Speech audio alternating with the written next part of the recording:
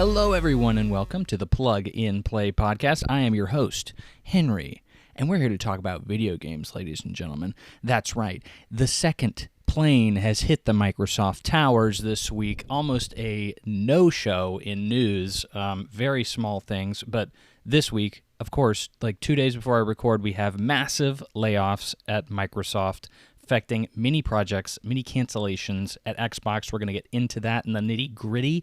And we also have a very special impression segment this week brought to you by our friends at Pirate PR and Zoch Labs. We'll be talking about Ruffy and the Riverside, a new and interesting puzzle platformer that I received a code for, full disclosure.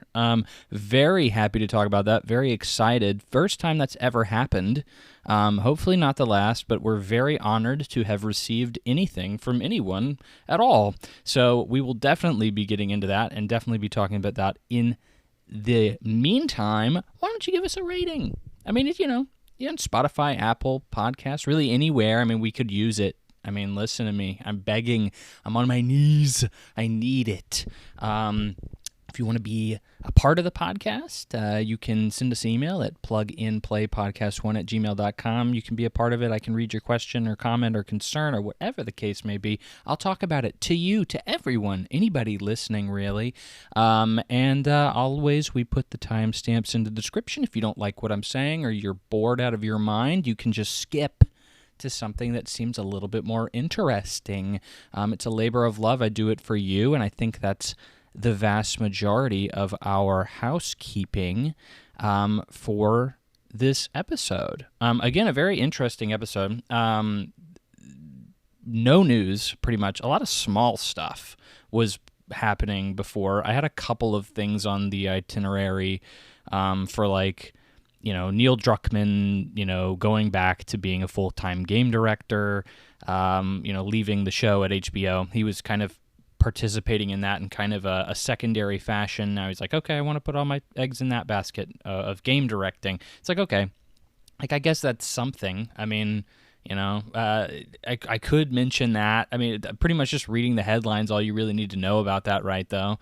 And then what was another one? There were a couple of other small Xbox things. Activision telling them they need to pick a lane, saying hardware is dead. There's a couple of other things kind of in that realm. There was an Amico story, if you even know what that is. Congrats. That is. Go Google it if you don't know what the Amico is. I find it to be a fascinating flubber. Just absolutely, not flubber, not the Robin Williams film, but flub. A massive blunder is probably a much better word that most people don't understand, but a much to do. It was a bad thing, and it's like putting all of its games out now. Anyways, you don't know about it, so you don't care about it, so that's why I'm not going to talk about it.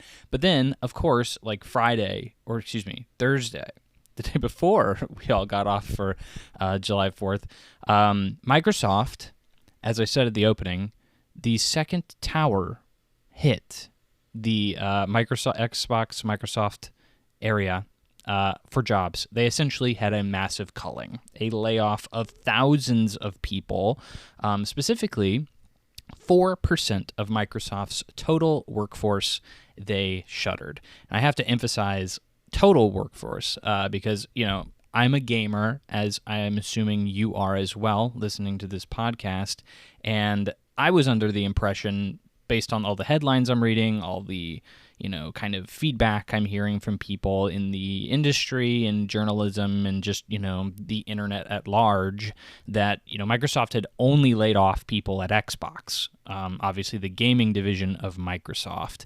And that's not accurate at all. I know this because I actually know people who work at Microsoft. They went to school. I went to school with them. They went to school with me. Sounds a little bit more egocentric, but hey, I have a podcast, so I think I have the right to be. But anyway, but they were also laid off, and it was not, obviously they had nothing to do with the gaming division. One of them was a friend of mine who was an account manager over at Xbox, so a little bit more on like the sales end of things, kind of client relationships and maintaining that. But so it is not fully Microsoft, Xbox. It is Microsoft at large. But for that 4%, which may not sound like a lot, the number 4 is a very small number in comparison to 96, which are people who didn't lose their jobs, sounds small, but it is not when you consider Microsoft as one of the largest and most profitable companies in the world. So, not like you're laying off 4% of like Walmart or something, who has 1 million tiny employees scattered throughout the country, but it's still very, very seismic in its effects. Specifically, we actually have those numbers. 9,100 people, around that number, are going to be losing their jobs from these cuts.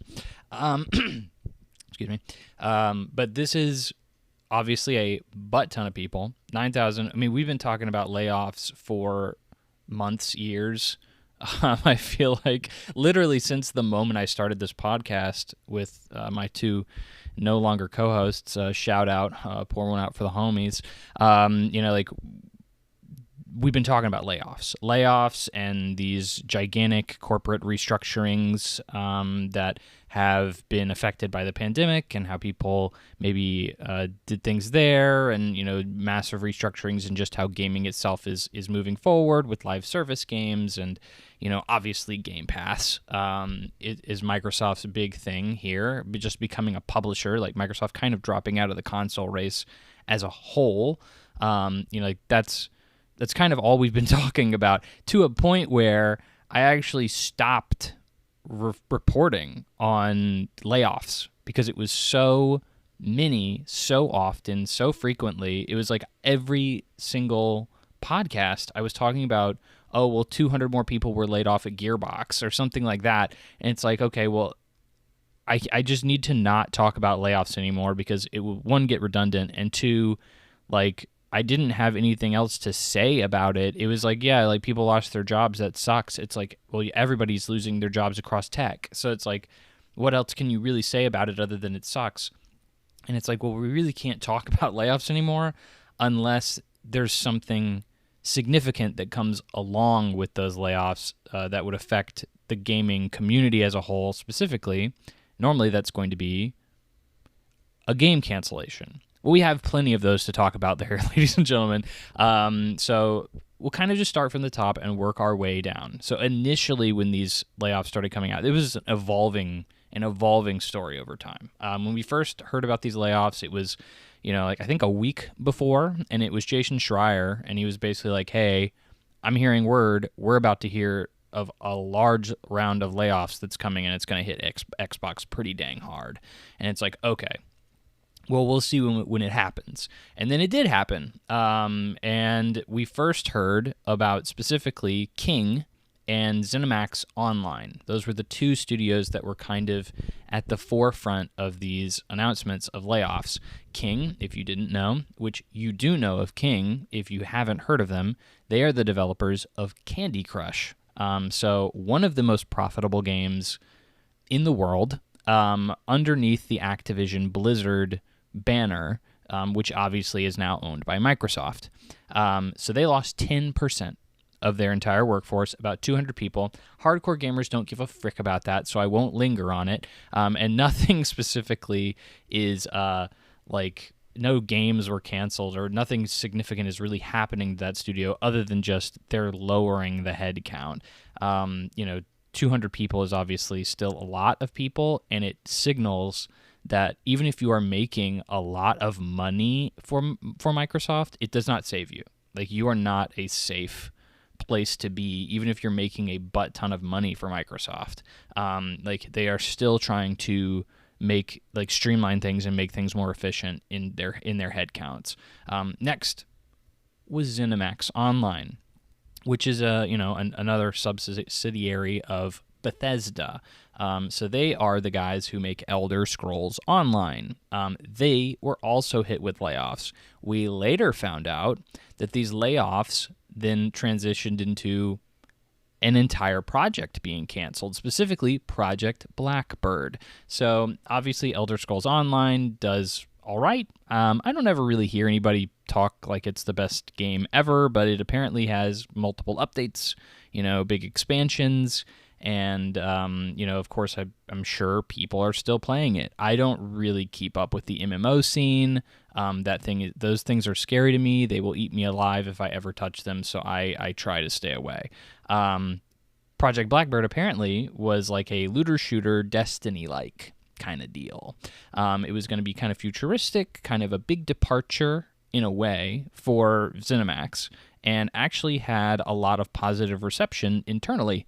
But it was canceled. And we're going to kind of get into this as we go, but this is probably the biggest surprise because this game seemed to have positive reception, and we don't know a lot about it. We don't know exactly what it did look like, how long it had been in development. Maybe there were reasons for this cancellation that we are just not privy to, but Project Blackbird was the first project we learned of that was dismissed. This leads to Matt Freor. I believe that's how you pronounce it. I can read, but I can't pronounce things. It's a horrible thing about writing and speaking. They're kind of separated. But anyway, he departs from the studio. This is the studio head of ZeniMax Online. He says, "Sorry, bruh, I kind of liked that game, and it was like the main reason I was here. I'm out. I want nothing to do with that anymore." So you lose a big thing, a big leader within your studio. Okay, we reference this because we're about to get into even more of these particular resignations that come along with these. So, if you haven't heard any of this news yet, you can kind of get already start getting the feeling, maybe like, oh, dang, this really pissed off a lot of people, and this maybe was like a massive problem for a lot of people internally at Microsoft. Obviously, your first big studio lead or head resigning as part of these, not being fired, resigning. So they were not told, hey, you have to leave. They said, as part of these layoffs, I'm not sticking around. So that's, again, we'll get into it, but that doesn't sound good. Next, and I think one of the more interesting things to come out of this is Xbox cancels the Perfect Dark reboot. Not only do they cancel the game, but they completely shutter the developer, the initiative. Now, what makes this very interesting is obviously we just recently saw Perfect Dark gameplay for the first time. Not only did we see Perfect Dark gameplay for the first time, but the initiative is one of Xbox's own internal development studios. So we know a lot about Xbox specifically buying a lot of development studios. Obviously, Double Fine, Activision, Blizzard, Bethesda. These are all big studios that Microsoft just purchased outright. They didn't have anything to do with the actual development or building of these studios. They just bought them. Two studios that are notable that Microsoft has built internally by their own hands from scratch are obviously the Initiative and 343, the developers of and kind of the masters, the puppeteers of the Halo series currently. Neither one of these studios are particularly in good thoughts amongst the gaming community. They think, obviously, 343 has bungled. Maybe that was the original word I was thinking of when I said flubbed or flubbered. But bungled Halo Beyond recognition. This is, clearly a massive IP that nobody really cares about anymore. That used to be literally the biggest game on the planet. And now it seems like people are not as cool with it anymore. We're not really looking forward to that next big Halo game. So that's a massive failure on Xbox's part. The Initiative was obviously created to, I guess, bring back Perfect Dark, which they own as part of buying Rare a long time ago. Their first big acquisition way back in the day to turn it into a Kinect party game developer and the developer of Sea of Thieves, I guess, on top of that. But anyway, they own Perfect Dark as part of that acquisition, so they decided to reboot it. And this game has been in a large part of, it's just been in turmoil, I think is the best word to say. It's been reported for a long time now that this game has been really struggling. It has not been good, and there is no clear direction, to a point where Microsoft actually bought in IO, I think. Was it IO? The Hitman developers. Oh, man. I freaking forget their name off the top of my head. Forgive me. But they brought in an entirely separate third party to come help out and say, like, we really don't know what we're doing. We need assistance. And, you know, obviously we had that gameplay reveal, which I thought looked pretty good, but was immediately kind of tampered down by internal developers coming out and being like, no, what you were shown is complete garbage. It's not, like, this game has been in like a really bad place for a really long time, and we really don't think we can pull it out of where it is right now. And like, I was like, oh dang, okay, well, you know, like, what's going on here? And it's like, well, it was assumed what it was essentially like it was a fake gameplay trailer, and that was kind of corroborated at the time that like it wasn't fully real, and it was mainly being used as like a recruitment tool, which a lot of times these things are. If you didn't know, a lot of the kind of big splashy trailers you see for games that are still like nowhere near done are typically used as like recruitment tools. You're supposed to show them off, and then a developer will see it and say, oh, I'd really like to be a part of that project.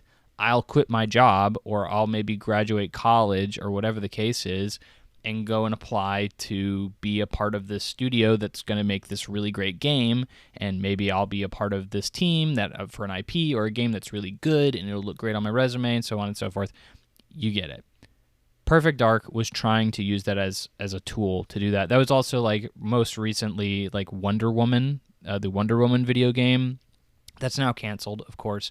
But like the Wonder Woman video game that WB was making, they had like a cinematic trailer, or not even a cinematic trailer, I don't think. It was just like a splash title of just like, oh yeah, we're making this. And that's like, even though the game was nowhere near even started, I mean, I'm pretty sure it was still in pre-production.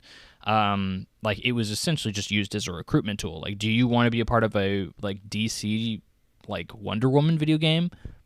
Come on, join the club. You know, that's kind of what it was for, right? Perfect Dark, apparently, very recently, another developer came out after these layoffs and was like, actually,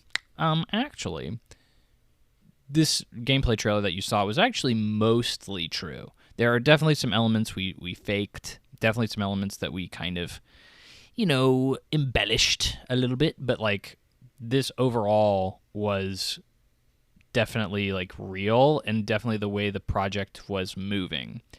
Overall, though, regardless of who you believe, what you think, this was clearly a project that was in, like, clearly, the vast majority of sources say this project was in turmoil. Like, it was absolutely on the path for being an absolutely horrible game. And this was the only thing the studio had to show for its literal entire existence. So, I mean, like, if you're going to close a studio, and if you're going to shut down a game, I think Perfect Dark is one of the first, and the initiative is one of the first targets I would have in my sights, 100%. So, I mean, like, from a business perspective, like, regardless of if you really wanted to see a Perfect Dark reboot, I don't think you wanted to see a bad Perfect Dark reboot. I think we can all kind of get behind, hey, Perfect Dark's cool, even though I played the original Perfect Darks and I didn't really love them that much, but like they're super dated by the time I played them, so don't listen to me. But like, even then, you don't want to see a bad game. Like, even if it's for an IP that's really well beloved and you wanted to see it come back, you don't want, I mean, look at me. I'm the guy who freaking begged and pleaded for a Sly Cooper 4 for a decade, and then I finally got it, and it wasn't all what I wanted, and it was like, yeah, I probably would have just preferred if we had just kind of left it to die, you know, like before, instead of giving it to this developer who was just like, yeah, I'll do it, you know, like, Just like, you don't want that for an IP that you love. Trust me. Like, you would even though I've recently gone back and replayed Sly Cooper 4 and been like, okay, it wasn't that bad. It was just disappointing as like a hardcore fan, like who had dreams of what another Sly Cooper would be. Like, yeah, it didn't meet those expectations. But anyway, this is not a Sly Cooper 4 conversation. This is Perfect Dark. You don't want that from a guy who got what he wanted, who wished upon the monkey's paw and got his wish. You don't want it to be granted, okay? You want it you want it the way it is. Leave the rose-colored glasses on. We don't need to take them off yet, okay? So I think you really dodged a bullet here if you're a Perfect Dark fan, okay? Next. Rare. Basically, the studio that Microsoft has kind of been toying with, like, destroying for the past, like, decade. Like, if you don't know, Rare is a very prolific developer. They were known for many very good games back in the day. Obviously, Banjo-Kazooie is their big, kind of crown. Conker's Bad Fur Day. Battletoads, Perfect Dark, Viva Pinata, and now they most recently are known for Sea of Thieves, which did not release very well, and they also are known for a slew of Kinect titles, but they were one of the first, if not the first, studio that Microsoft just outright bought and said, we own these guys now, and they didn't really do that very much back in the day, so like this was kind of a big deal, and they kind of turned them into a Kinect party game kind of situation studio, and people weren't very happy about it because obviously all these IP that they were sitting on that Rare was very well known for kind of got disregarded. And not only that, but they were put into making these games that clearly weren't, worth people's time comparative to that. So, obviously Sea of Thieves is now a big success, but, back in the day, really, Microsoft didn't have a lot to show for this acquisition of Rare. But anyways, one of the things that Rare kind of walked off on its own and started doing after Sea of Thieves was Everwild. Well, not anymore. Everwild is canceled, along with a sweeping round of layoffs at Rare. Everwild, which had been in development for over a decade, 11 years specifically, and had also been reported to have been struggling in development even after it was rebooted a couple of years ago, actually. 2021 is what I have in my notes. 2021, so 4 years ago, the project, after being revealed 11 years ago, was completely rebooted because they were like, okay, this sucks. We don't know what we're doing with this. We need to completely scrap it and try again. And then after it was rebooted, people still said, we don't know what we're doing with this. The direction is kind of all over the place, and the game is not coming together at all. This game was last seen in 2020, not 2021, 20. So 5 years ago, we saw a trailer for it after it was initially revealed in 2019, and only a year after we last saw it, it was completely scrapped and rebooted in development. Guess what I have to say about this? Yo, that game sounds like it was gonna suck. Like, guess what? That game was probably not going to be good. If it wasn't for Sea of Thieves, I would say Rare would probably be one of the studios that would be looking to be closed. This is a studio that has clearly had a lot of problems under Microsoft management. I would assume that a lot of people probably that were really pivotal to Rare left long ago. This is a new studio. They got bought out by Microsoft and were told, hey, guess what you're going to be doing? Making Kinect games for the next several years. And that probably made a lot of people who were happy at Rare not very happy, because that's very different from what they were doing. They were making basically pack-and-play software that was very gimmicky, and, I mean, not a lot of people considered it to be, like, fantastic because you had it, suffocated by this peripheral that nobody wanted. I think that probably a lot of people left, and then you get put on to Sea of Thieves, which is a live service game, which didn't start off very well. It only really gained traction over the last few years. And that's after many updates, because it's a live service game, so of course. And I think a lot of people that put the magic in these games are probably gone. They didn't want to work on these games ever, and now they're being forced to for a very, very long period of time. I think, this is no longer the same Rare you are accustomed to. This is also after Phil Spencer recently came out and said, like, we can give those teams time, quote unquote, and saw promise in this project. I think that is clearly, what do you want? Snake oil. That is the best word, I think. It is snake oil. He was basically just that. Those were nice honeyed words that didn't really mean anything, because maybe Phil Spencer is accurate, and this is something we're going to have to get into eventually, but maybe Phil Spencer is telling the truth here, and he did see promise in the project, and he wanted to give those teams time, but you have an issue of Phil Spencer is not the CEO of Microsoft. He's the CEO of Microsoft Gaming, which is very different than the CEO of Microsoft, and the CEO of Microsoft, Satya Nadella, probably has different plans. And guess who Phil Spencer has to obey and do whatever he says? The CEO of Microsoft. So it's very likely that Satya Nadella, excuse me, I don't say his name very often, says one thing, Phil Spencer says another, and he's going to trump him. So, like, that's just how it is.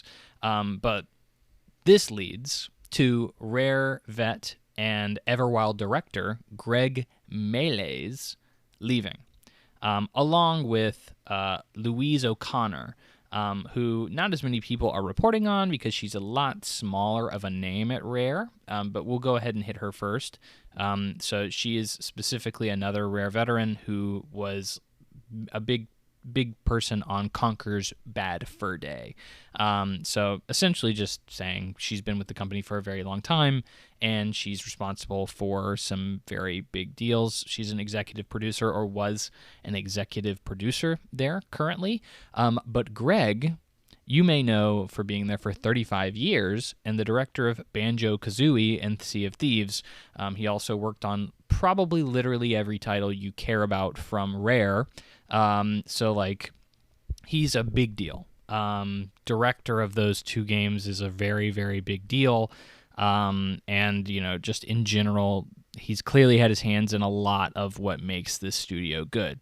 What essentially I started hearing, or reports of, kind of rumor milly stuff, is that Greg left, and Louise, I assume they left in tandem for the same reason, it was essentially a protest leave.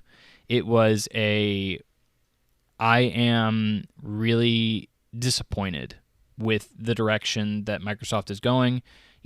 I am being allowed to stay here, and all of these people that I respect and I have told I'm going to be giving them jobs and, all this other stuff, they're being let go. And, also my project that I was trying to get off the ground for over a decade has been canceled. Why the frick am I going to stay here any longer? I'm sure Greg is doing fine. I'm sure he has millions and millions and millions of dollars in the bank. So do not worry. He will not be leaving to go live under a bridge. But this is clearly, and I would think it makes total sense, this is a protest leave.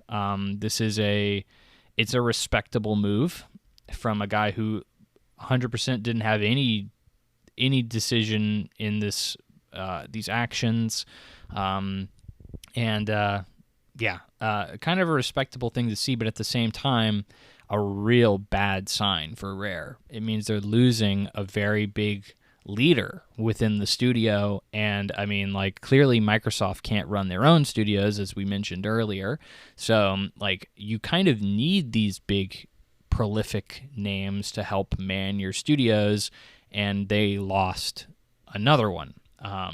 Alongside ZeniMax and Louise, you're losing Greg, which is not the last person we're going to be talking about here. We then move on to John Romero. John Romero, you may know as the co-founder of id, and specifically the creator of Doom, Wolfenstein, a million other things that you probably recognize as being massive first-person shooters. If you didn't know, he left id a while back and started his own gaming company. I think it was Romero Games was the name of the studio. Well, not anymore. So this was kind of an evolving story as well. Where we're at now, and we don't have confirmation of all of this, but I'll go through what we know, is essentially Microsoft canceled the game. The game, whatever the game was, it really wasn't. It was just kind of announced that they were working on a title for Microsoft. We didn't know much other than that. But like, they were the publisher behind it. If you don't know how the publishing system works in games, essentially, most studios, instead of taking out a loan from a bank, they get a publisher who helps them with a lot of different things like marketing and funding and all that. The big thing that most publishers help with is the latter. So funding. They give you a big check and they say, hey, we kind of have final say on most of the things that are going on here, on deadlines, on all this other stuff, but we're going to front the money and we're going to make sure that you can stay afloat and pay your people and get everything that needs to be done, right? So when your publisher all of a sudden up and leaves and says, well, we're no longer publishing the game, most studios, the vast majority, especially a new studio like John Romero's, is going to essentially just be bankrupt. They are not going to have the funds to pay their people anymore, and without the funds to pay their people, the game is essentially dead. So what normally happens in those circumstances is the best case scenario really is you look for another publisher. You try to grab another publisher and try to make it publish the game, and then you have your money again. And it's probably not going to be as nice as Microsoft, but like that's probably what you would have to do. And initially it was, okay, well, we're going to have to lay off some people, and like the game currently under the state of not having a publisher will not be able to come out. Later, we learned, hey, actually the studio is just getting shut down. The publisher itself, Romero Games, said, hey, we're going to be looking for another publisher to fill the void, as I kind of mentioned, and hopefully we can find something really fast. Obviously this has only been a couple of days, and it's over a weekend that was a holiday weekend for most people, so a lot of people were out. So who knows how quickly a lot of these people can move on these deals, who knows. But essentially another guy came out from the studio and was like, hey, I don't know what's going on right now with the big wigs up there, but everybody at the company's been laid off. I'm one of them. LinkedIn messages started popping up, hey, I'm looking for work, yada, yada, yada. Over 110 people were working in that studio. They're all apparently canned at the moment. So that's not a Microsoft internal studio, but it was another studio that was certainly heavily impacted, and I think a lot of people were looking forward to what they were essentially saying was going to come out. Was another game from the creator of Doom, which is a pretty big. I'd say it's a pretty big deal. I'd say so, at least. Personally, I think that's pretty cool. But we'll never see it likely at this point. But, again, still possibility that they're still in talks, and they can always go back, and we've seen this happen before, is, something gets shut down, and then you quickly have a turnaround of another funding source, and you go back and you say, hey, JK, we're actually going to keep making the game. And then you just go back and you still have your job. Regardless, right now it doesn't look like that's particularly going to happen, but, it is what it is. With that being said, there's still a lot of other projects that we probably don't know that were canceled. In fact, we know that to be the case. Microsoft even came out and specifically said, hey, we canceled other stuff. We have not shown you everything we were working on, but we definitely have canceled other things that you don't know about, which is not surprising at all. At the same time, they said, hey, but hold on, we still have 40 other things in development. which I think is noteworthy, and we're going to get into that in a second. But Microsoft comes out and they say, hey, we have a little statement for you and for you people that we laid off in the press. And they say, here's the reason we did it. Quote, cuts were designed to end or decrease work in certain areas of the business and follow Microsoft's lead in removing layers of management to increase agility and effectiveness. So yeah, confirmation, it's cost-cutting. Cost-cutting measures. Microsoft is trying to lean out the business. It's very obvious. I mean, for a long time now, Microsoft has had too many people, especially after the acquisition of Activision Blizzard.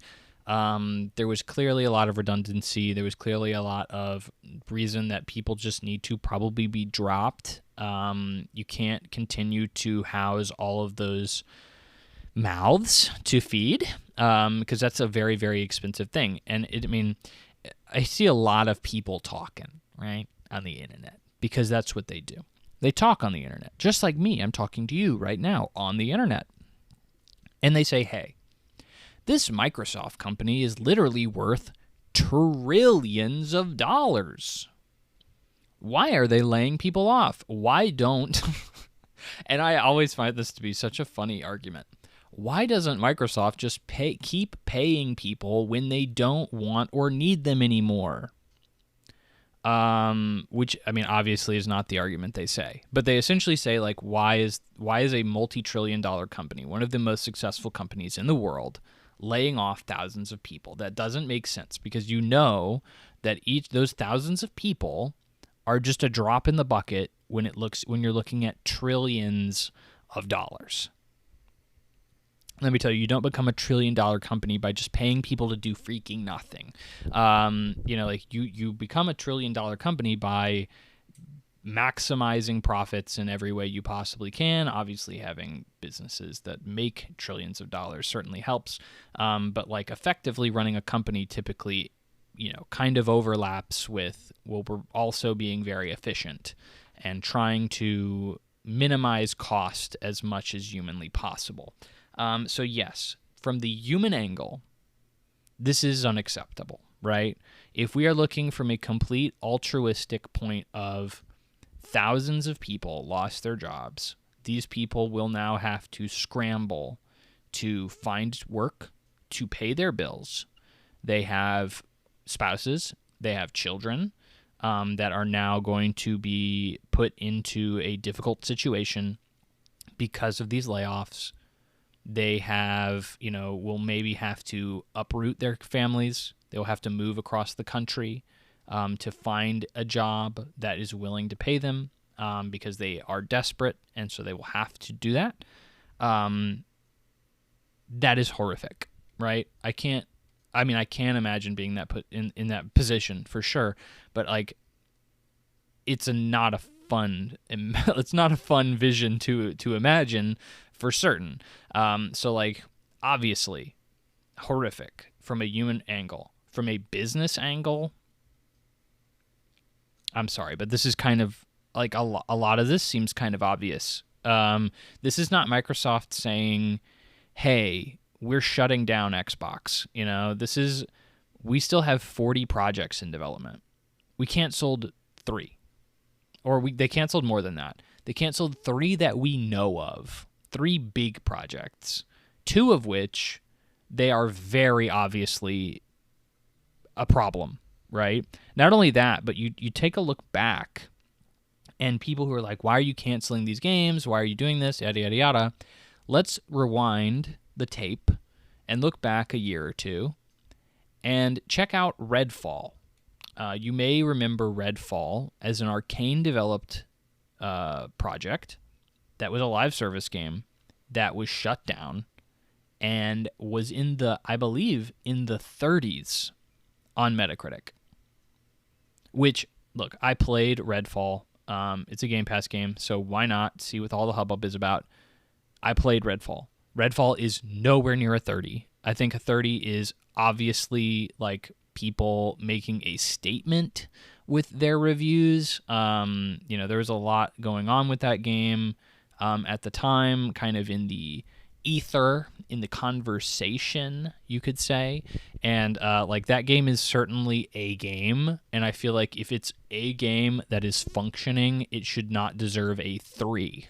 Like, you know, like I feel like that game was obviously glitchy, but like even I played it and I didn't really encounter a lot of those issues back in the day, back when it initially released. So like either they patched that stuff real fast, or like there's a lot of other reasons why it was review bombed by professional journalists and such. But you know, like that game was responsible for, I think, Microsoft pulling back and being like, we cannot just allow people to do whatever the frick they want. And it was very funny because even at the time, developers at these studios specifically Arcane, they said, look, Redfall was this project where we were chasing a live service model. And, you know, like Bethesda as a whole was really kind of struggling.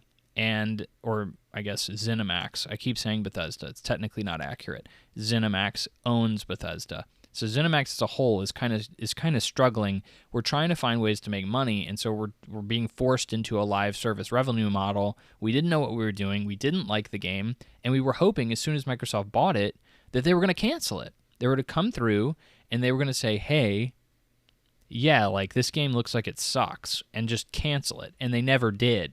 And so like essentially Microsoft at the time was told, "Hey, you kind of messed up. Like, why didn't you just cancel this game?" And because it was obvious it was having problems, it was obvious it wasn't going to turn out well, and it just really did more harm for you to put it out into the world and to give it life than to just prematurely kill it. And, you know, I think Microsoft, I think rightfully so, took a lot of flack for that. And now you have these several projects that are, yes, coming from big name developers and coming from, you know, like big developers, big names, and, you know, like sometimes even big IP. And you're looking at it and saying, well, I would have loved to see that game come out. And you're like, well, we have almost all the information we need to know that this game is going to suck. You know, like Everwild, a game that's been in development for over a decade. Over a decade. I mean, all you need to hear is that, right? And then you hear it was rebooted 4 years ago, which is already insane, from scratch, and then they're still not sure if it's going to be good. Okay, I'd say that game needs to be canceled. I'd say, like, okay, it's probably going to be a long time before we can get this out. It's clearly a drain on our resources. It's clearly not going to return anything because it's probably going to suck. Freaking cancel it, right? You know, same thing with Perfect Dark. Perfect Dark, everything we had heard from everybody, even people who were literally working on it, was this game has no chance in being good, right? So, of course, freaking cancel it. Why keep the studio afloat when obviously you have to bring in a third-party studio? IO Interactive. I think I said it initially. IO Interactive. IO Interactive to help work on this studio, with the studio to make sure they can even make a game. Why in the world would you keep it alive? Sounds silly, right? Sounds like that's probably a bad move. So you cancel it. So, I don't know. I'm not seeing the huge issue here. I mean, to be quite frank, this is, you know, obviously a huge story. We're canceling games. We're laying people off. Big names are leaving Microsoft. And I think it's in a long line of decisions that clearly people in the gaming industry are struggling with accepting. And for good reason in some situations, right? Like, it makes sense why people are upset with, you know, like Xbox pulling out of the console race entirely. There are certainly reasons to be upset with Game Pass as a business model. You know, like how it really kind of lowers the barrier to, not the barrier to entry, but the barrier of quality per se for a lot of games, and the amount players are willing to pay for a game in general, which I think is kind of moving back and forth depending on where you are in the ecosystem. Because Grand Theft Auto is going to cost like $100 or whatever the frick, right? So I think this is an understandable business move, right? And I really wish I hadn't watched this video prior to this, but I would highly recommend watching SkillUp's video on this. I believe it's like Xbox needs a change in leadership is the name of the title. It really is a very misleading title because it's of course it is. It's a freaking YouTube video from a guy with over 1 million subs, right? I don't particularly agree with a lot of what SkillUp says. I'm not going to say I'm like a anti-skill up guy, but I just don't have the same taste in games as him. I agree with a lot of what he has to say in this video. In fact, if you've seen the video, you may hear me regurgitating some points. I believed all of this before I heard what he had to say on this, but the thing is, Skill Up is just really good. Even though I don't agree with a lot of what he says, he's really good at putting his words onto paper and saying them effectively and efficiently, right? I think he's a really good writer. He's really good at describing how he feels and writing it out in a very vivid and interesting way. And he's done a really good job with this video. Admittedly, like, he just basically says he agrees with everything Microsoft did. He basically just says, I agree with everything. And then at the end of the video was like, yeah, and I think we need new Microsoft leadership. And he's not British, he's Australian, but I don't know. I get him mixed up a lot in my random accents. So thank you for bearing with that. Even though it was only like 2 seconds. But anyway, he basically says at the very end, yeah, Microsoft probably needs new leadership. And it's like, okay, well, I don't really agree with that. I think you just said that because that seems to be the sentiment of most people right now. And that is, what is going to get clicks because it's the negative perspective of things. But like, you spent the entire video just saying you agree with everything Microsoft did. So I don't necessarily think that's true, right? Which, piggybacking off of that last topic, Microsoft, so after all of these decisions were made, said, like most people said, what the frick is going on here? This is ridiculous. We're looking at all of this and we're saying, hey, Phil Spencer's effed up. Phil Spencer, the CEO of Microsoft Gaming and obviously the Xbox brand, had to have passed on these decisions or given an acceptance to these decisions. And why the frick is he doing that? This seems like he has made another massive blunder in Xbox. This guy needs to just step down. And the dude's 57 years old, and so people were like, he's got to be retiring. We've also seen, like Phil Spencer, not Phil Spencer, Ryan. Oh man, Matthew Ryan. Oh my gosh, how have I already forgotten? The previous CEO of Sony PlayStation, he stepped down very recently to retire. And, so now it's kind of in people's heads like, okay, well, maybe Phil Spencer's kind of getting up there, 57. He's already probably a multimillionaire. Or, I mean, there's no doubt Phil Spencer's a multimillionaire. He's the CEO of a division of Microsoft. He's 100% a multimillionaire. But, like, he's got the money, all the money he needs. Like, why would Phil Spencer really need to continue doing anything for literally the rest of his life? He can go out to pasture and just do whatever, live in his mansion and go on his yacht, and he'll be fine. So he's probably going to retire. And if not, there's a mob calling for his head right now, asking for him to retire. So of Microsoft fanboys, right, who are not happy with all of these decisions currently. And Microsoft, weirdly enough, comes out and says, hey, actually, he's not going to be retiring anytime soon, which 57 did seem a little young to retire outright. I normally see that in most 60s, like 65, something like that. So, I mean, I think we got another decade out of Phil Spencer, Phil Spencer is, of course, known as being an incredibly likable CEO. He has proven himself time and time again to be an actual gamer, which Sony's business has not proven. The CEOs of most of the past few CEOs for Sony have been businessmen, bean counters. They have financial backgrounds, and they're not gamers at all. It's very clear and obvious.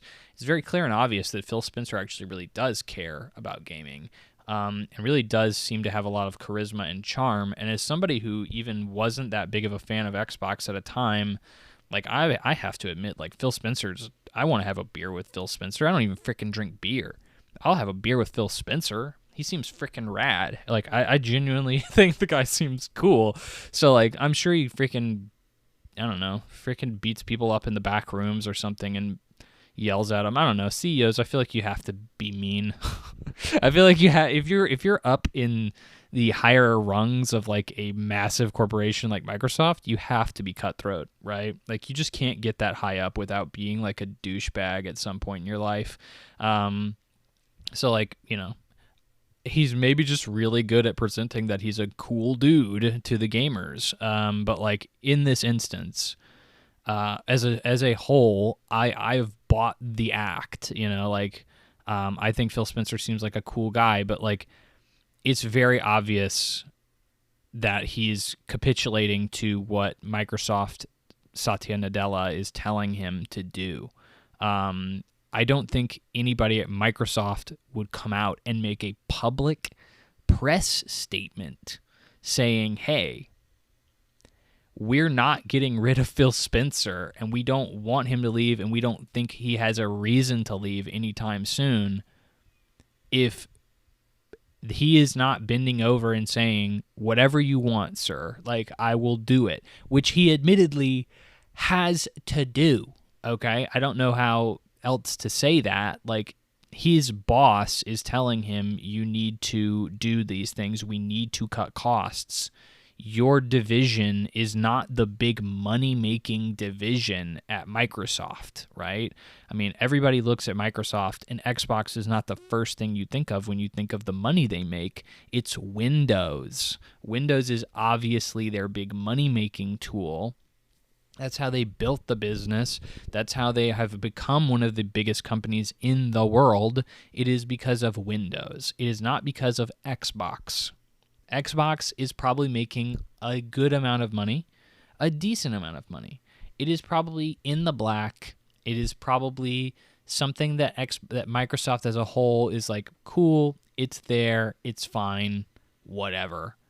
But it is not something that Microsoft is going to look at and say, hey, we have got to, like, just let them do whatever the frick they want because they're making so much money, we really can't mess up that gravy train for us. Like, no, Xbox is not anywhere near that. They are such a small item at the bottom of their line, you know, that it does not matter to them, I don't think. Like, to just be like, yeah, cut whatever the frick you can, like, start knocking people down. And again, like, this was across all of Microsoft. So this was not like Phil Spencer bending over and being like, yes, master, I'll do whatever the heck you want. You know, like, I'll just chop off everybody's heads in the department. Like, no, I don't think that's what happened here. I think everybody across all departments was told, if you can find a way to lower headcount, that is an easy way for us to reduce expenses, and so we can put that towards other stuff. We see right now that Microsoft is investing heavily in AI. I would not have spoken about this if it wasn't for Skillup's video, but I think it is a fair point that, you know, like, Microsoft is clearly putting a lot of money into AI right now. And this is probably them saying, we need to put so much money into AI, we really can't afford to put money other places. So if we can maybe move it, and by move it, I mean get rid of some of the expenses, then we'll put it into AI after that. And so, you know, like, maybe that's the case, maybe not. It's very likely that that's the case, though. If I had to guess, there's a big AI rush going on right now. That being said, I think Microsoft is a big enough company and a corporate enough company that you would see these layoffs happen sometime, no matter what. These layoffs would appear. They would still happen, because that is just how these big companies have to function. Is the bottom line for the stakeholders is you gotta do what you gotta do to make the most money you possibly can. The line has to keep going up, right? Which is, kind of what they were doing in that stakeholder letter when they said, hey, or I guess I maybe didn't mention this, but in that stakeholder letter where they were like, this is why we're doing what we're doing, they said, hey, also, just FYI, we do have 40 more projects in development. Xbox has a higher player count than ever before. Its revenue is higher than ever before, which admittedly probably comes off the back of Activision Blizzard, where you have millions of players coming in from Call of Duty, literally one of the, if not the biggest game in the world, in World of Warcraft and a million other games. So of course their revenue is going to be up, their player counts are going to be up, but 40 other projects in development is still pretty good. We really couldn't have done it without all the people we're laying off right now. They really did a great job getting us here. Obviously was just meant to address the stakeholders. It's a very cold thing to say, to be yeah, we're laying off a lot of people, just around 9,000 of them, but just FYI, we're actually still making bank, and we're making bajillion dollars, and you should still give us, hedge fund guys, you should still give us your money. Obviously, that statement is for stakeholders in particular. So I think that's the vast majority of my points on this. The high level here is, highest level, is this is clearly not that big a deal. Or I think clearly is a little hyperbolic. It's not that big a deal. I see this as, it's very tragic for the people that were laid off. I think if I was head of Microsoft, I'm sorry, I'd be doing the same thing. I don't know about the ZeniMax Online project. That's the one thing I'm kind of questioning. But even then, it was a live service looter shooter like Destiny. Do you know what sounds a lot like that? A lot of other live service looter shooter games that have failed miserably. Look at Sony.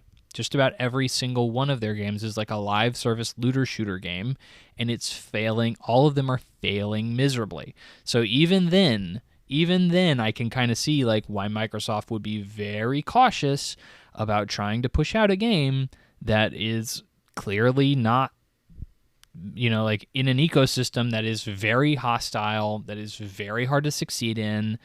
So honestly, thinking about it, probably, yeah, that one would be a decent one. Probably and Cancel as well. Probably a lot of other projects that hopefully weren't too far along were canceled too. So you have a lot of obvious answers to these questions of why, I think there are obvious answers. There are really obvious answers to me here, and I understand the frustration from the gaming community. These big projects, these big IP, all of these people being laid off, it's horrible, right? But from a business perspective, from an objective standpoint, look, if I had the money, I would give everybody $1 million, okay? Okay, I would. I would love to do that. But objectively, that's not how the system we live in works. That's not how these companies thrive. That's not how Microsoft became the biggest company of all time. Or not of all time, but one of the biggest companies of all time. You have to break some eggs. You have to do this every once in a while. And you have to make objective decisions, not emotional decisions. And this was clearly an objective decision made from the top down, and it affected not just gaming, but everybody at the company. So they weren't picking on Xbox because they suck.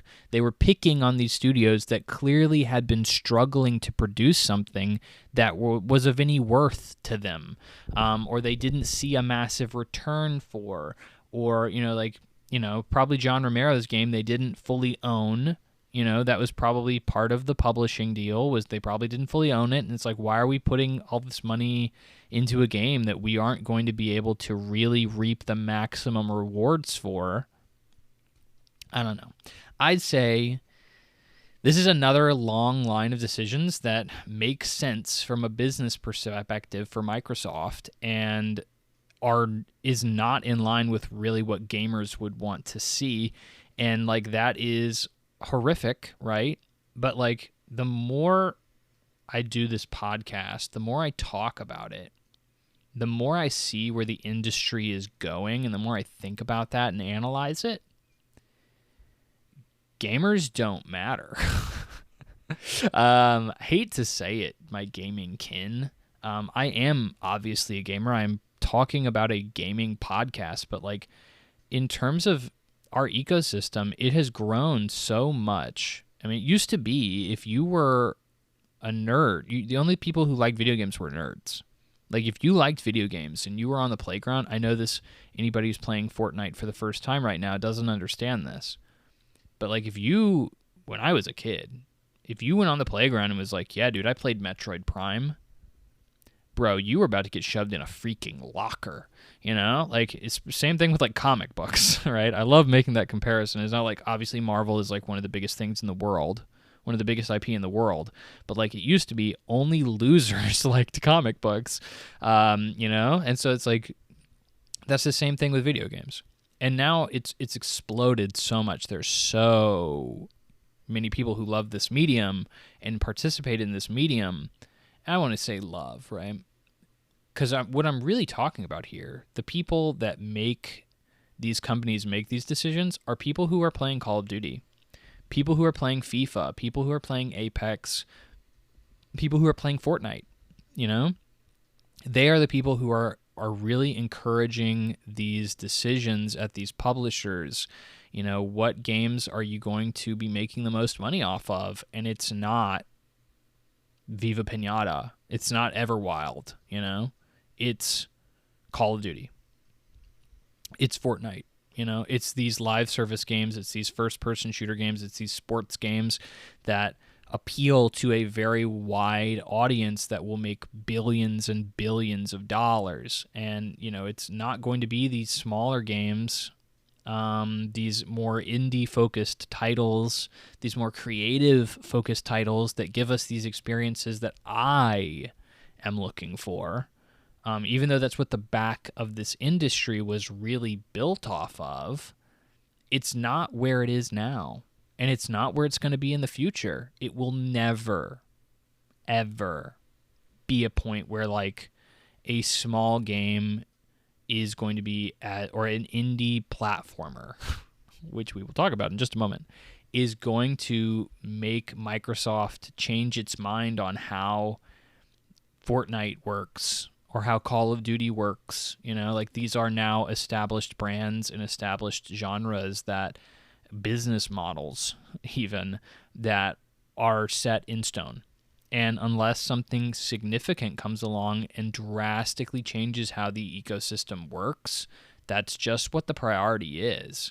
And that's unfortunate for gamers who care about the people that are working on these games. Like Greg Melee's, bro, if I walked up to 99.999% of people on the street, they aren't going to know who Greg Melee's is.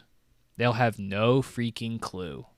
But they know who, I don't know, Peyton Manning is. Like, you know, like that's what people, the general populace, cares about. That's who you need to, that's who people will care about, who the money goes to, so on and so forth, you know? Like, video games, hardcore video games, is just not really what these businesses are built off of anymore. They're just not. So when I look at these decisions that are being made, I say, yeah, kind of makes sense. Microsoft has been kind of tipping its head, or tipping its hand, a lot of H words, body parts, objects, whatever, to these kind of more corporate decision-making processes for a while now, after acquiring all of these smaller studios. And now they're acquiring really big studios, and they're canceling all the smaller studios' games. Kind of makes sense. And I expect that this will not be the last you see of these kind of decisions from Microsoft. which is, it is what it is, and it's highly unfortunate. And I do very much, very, very, very much think of the people, because like I said, I literally know people who were affected by this. People that I know, that I consider acquaintances, they were affected, and that really hit me when I saw that. I was like, oh dang, people I know are affected by these layoffs. That really sucks. That really sucks. But look, I'm not here to say the obvious, which is this sucks. I'm here to give a nuanced and objective take that I think is the reason why these things are happening, because if we don't understand the reason why these things are happening, then, all that does is lead to confusion, it leads to anger, and anger leads to hate, right? That's the famous Yoda quote, minus the confusion. I made that, I ad-libbed that part. But yes, Yoda says, leads to hate. So I think we need to honestly and openly talk about these things. And I honestly think that the business aspect of these things are so interesting. I love dissecting the business reasons behind these things, because it's literally why things happen. It's why things happen. It's why things work the way they do. If you don't understand that, you'll never understand it. And that's why I think we need to openly and honestly talk about this. And I think a lot of people are just emotionally reacting to it right now. And again, it sucks, but I think objectively these moves make sense. And that's the news segment. Kind of a somber ending to it, but it's a very somber story. We lost 9,100 jobs, 1 million cuts across the board at a very big company, a lot of big cancellations. That sucks. It's no ifs, ands, or buts about it, right? But, again, could have had a couple of other topics here, but this was clearly the big bomb. This was, honestly, there was not going to be a news segment. There was, but it was going to be I was going to be stretching to talk about some stuff. It was going to be some real exasperated, this happened. So I'm glad I had something to talk about. Sorry to everybody at the expense of that conversation, though, for sure. But now onto a much happier, upbeat side of things, impressions. This week we have a really nice impression segment, a really special one specifically. I always say it's interesting, but this one is legitimately special. This one is brought to you by Ruffy and the Riverside. Ruffy and the Riverside is a unique and interesting 3D platformer. By the way, this is not something I was told I had to say as part of the PR, but I was sent by Pirate PR as a part of the marketing efforts for the game. It is an honor to be considered for this. I've always seen, people press, IGN and GameSpot and all these big names, get games early and stuff like that. And yeah, I applied for some PR for this game, and clearly they just gave it to everyone because they gave it to me.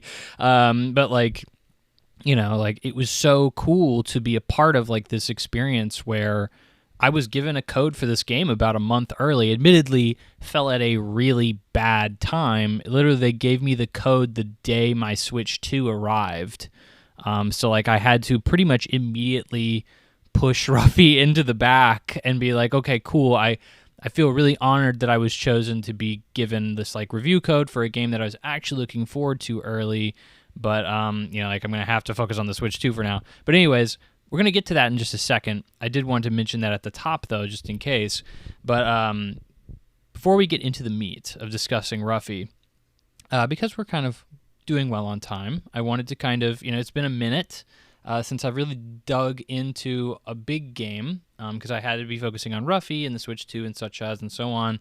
But I did want to mention I've been trying out some demos.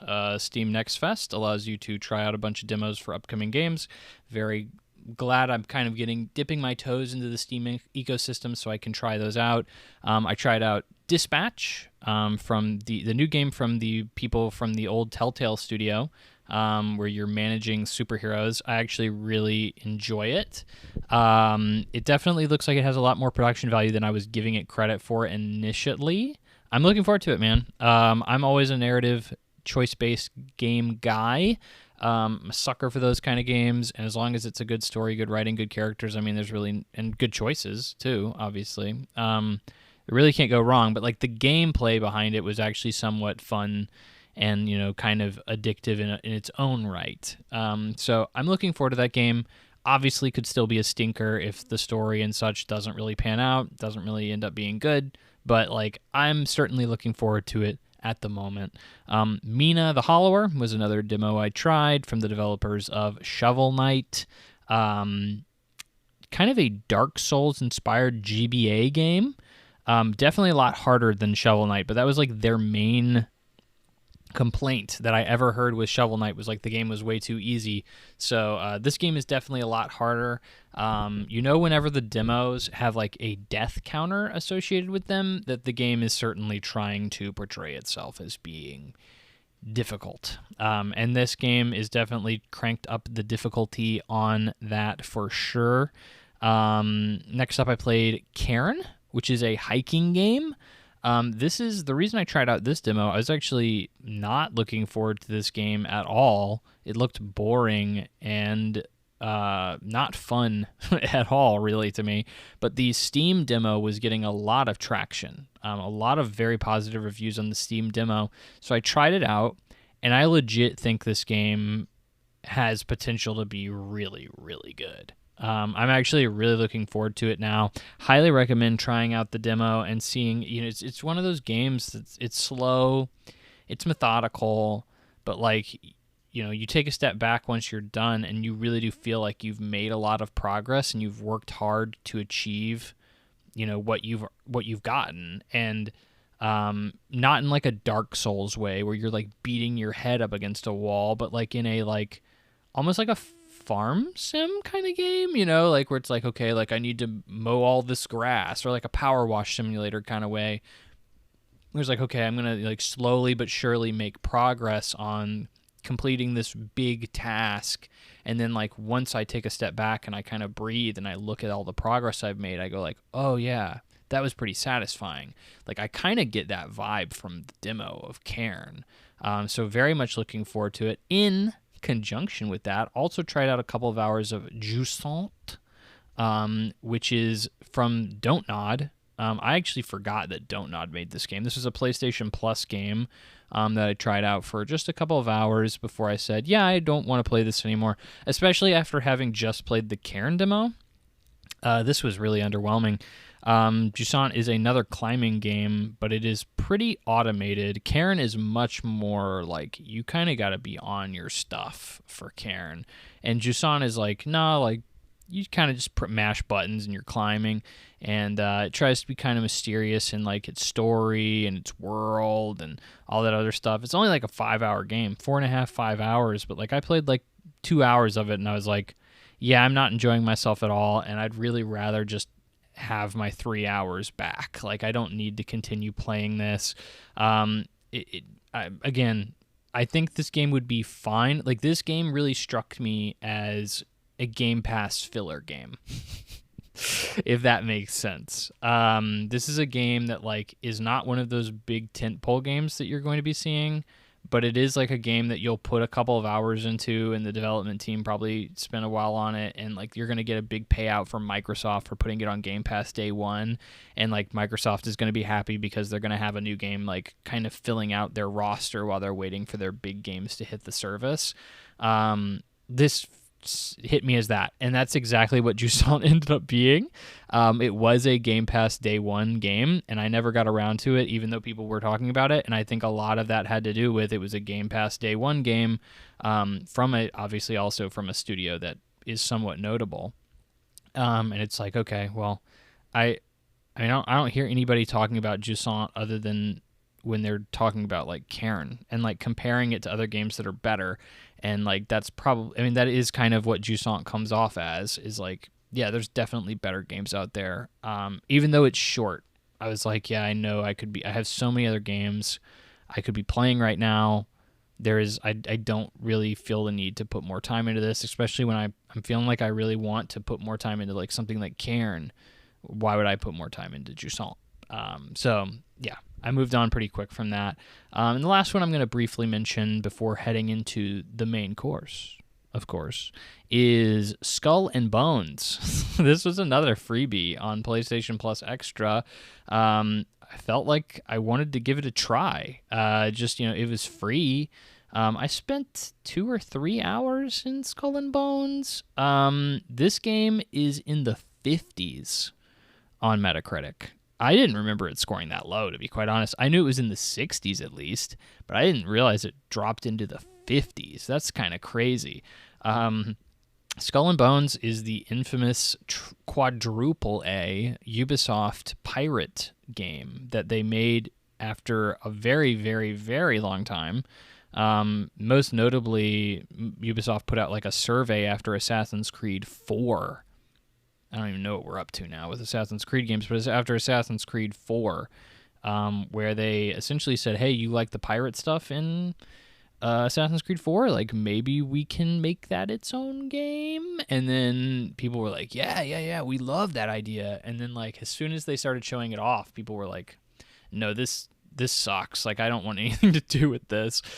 Skull and Bones, obviously, big misstep here in that it is pretty much exclusively a naval battleship game, which I actually found to be pretty good. Like, I actually enjoyed my time with Skull and Bones, the amount of time I put into it, but I very quickly was like, oh, there's no pirate-ness of this. Like, it is very much you're just fighting people on the high seas, and like there's no instance where you take up a sword or a pistol and like steal stuff. Like it is all contained within the battleship elements of everything. You can of course like stop and port at places and then like walk around and talk to merchants and stuff, but like you're not actually doing really anything other than that.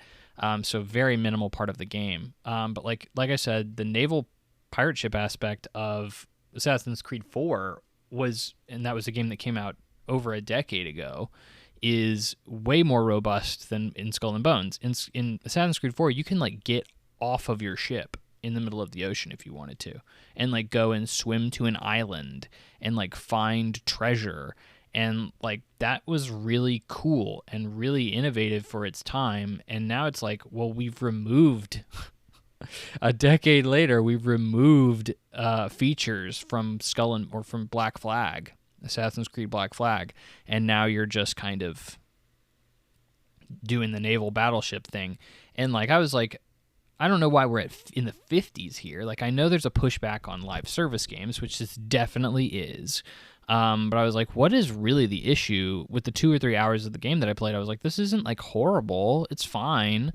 And, you know, like I read the reviews and it was like, oh, well, eventually this game just becomes a complete grind fest. You're grinding for all sorts of materials to upgrade your ship and progress in the story. And that's basically all the end game is, you know, like this grinding for materials. And it takes hours and hours and hours and hours to get anything that you want.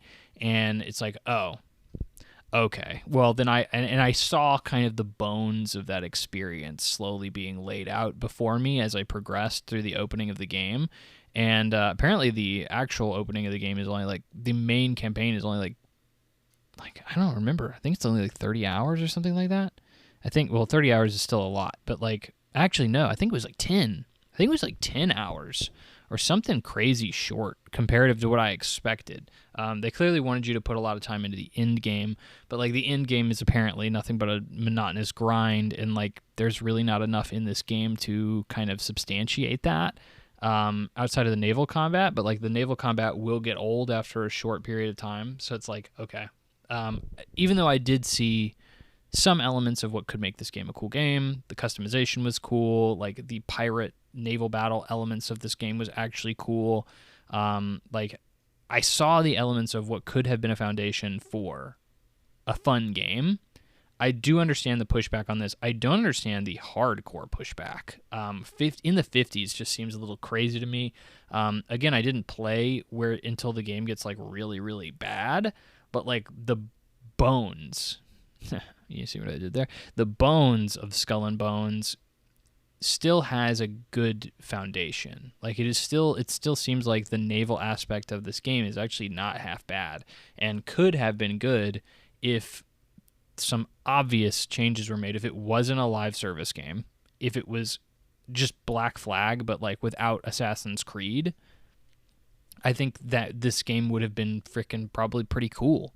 And like I think people would have enjoyed it if it had like a single player campaign where you're doing pirate things and fighting, to take over, like make it like a Far Cry or something, where it's, you're kind of fighting other pirate captains over the high seas and kind of taking their territory and becoming the king of the sea. Like that would have been cool. But we ended up with a live service game that was clearly going through some very troubled development. They clearly didn't have a clear direction for it, didn't know exactly what they wanted to do with it, and we ended up with the AAA masterpiece in the 50s on Metacritic, Skull and Bones. But those are just kind of a smattering of the things that I've been kind of playing in the background. I've been very busy over the past couple of weeks, out of town, the typical life stuff, that kind of stuff happening. And that's not going to stop anytime soon. I intend on continuing to live life, which is very unfortunate for video games and how much time they take.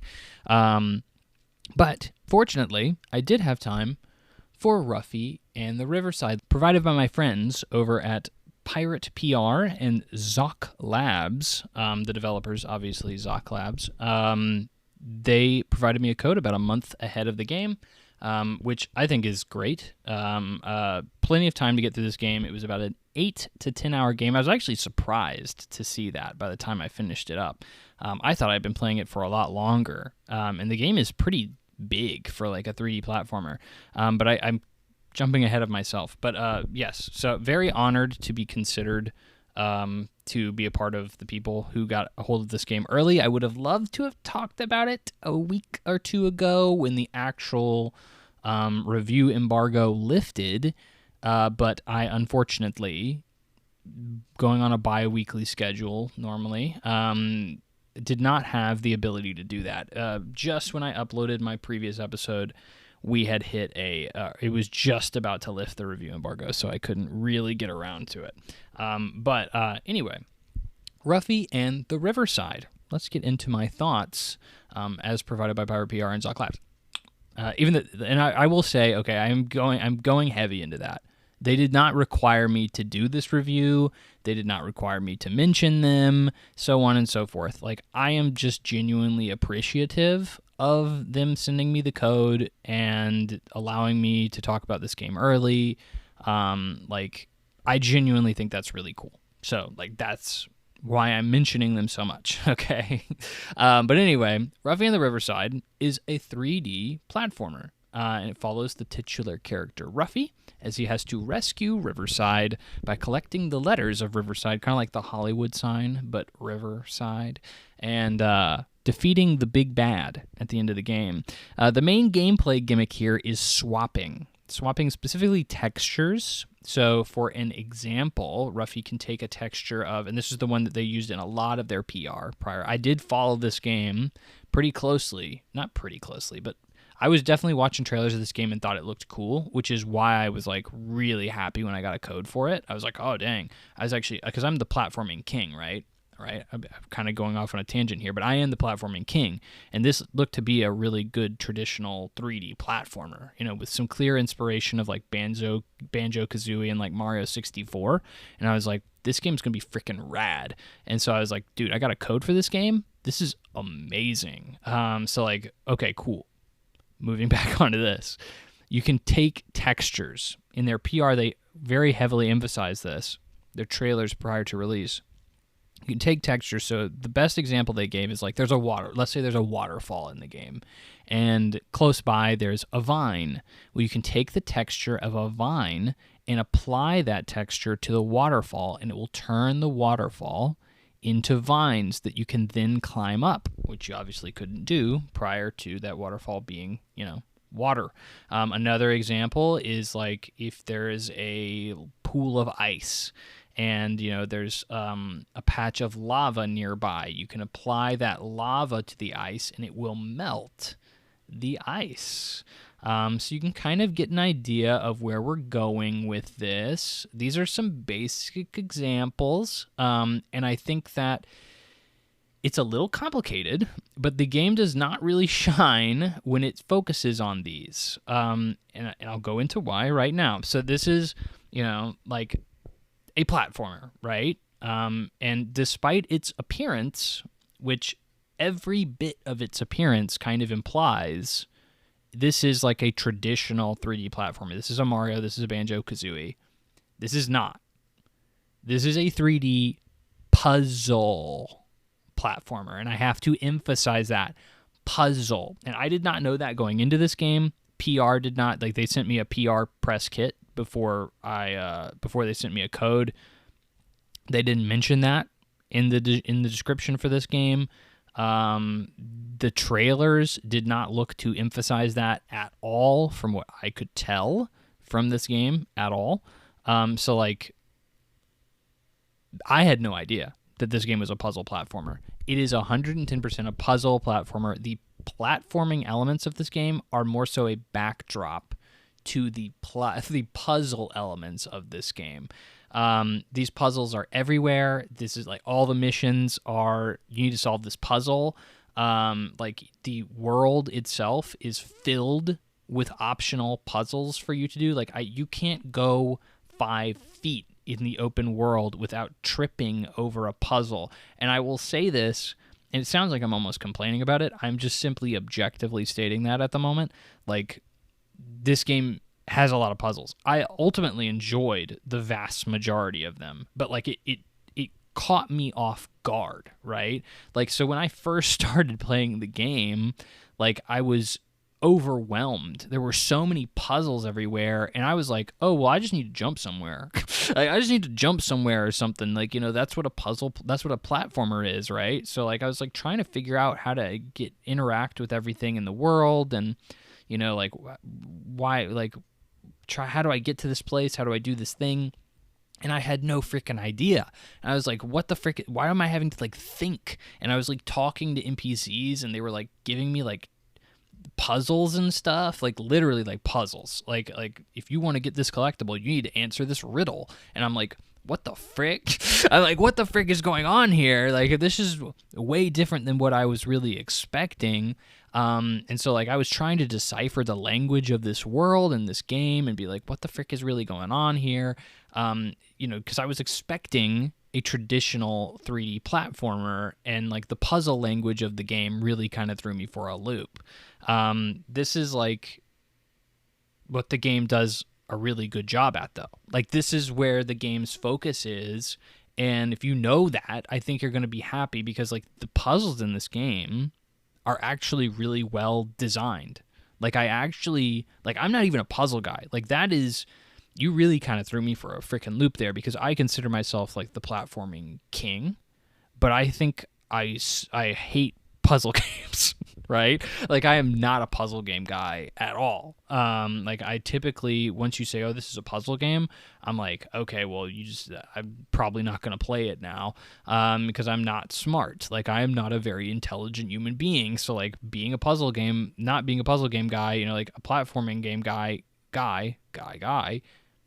that was a very big transition for me. But like, I thought that these puzzles, like, I never really got stuck on them. I only got stuck on like maybe 1 or 2, and like, that's pretty good for me. I didn't, obviously very interesting dynamic for me here, because normally in a puzzle game, I would just look it up.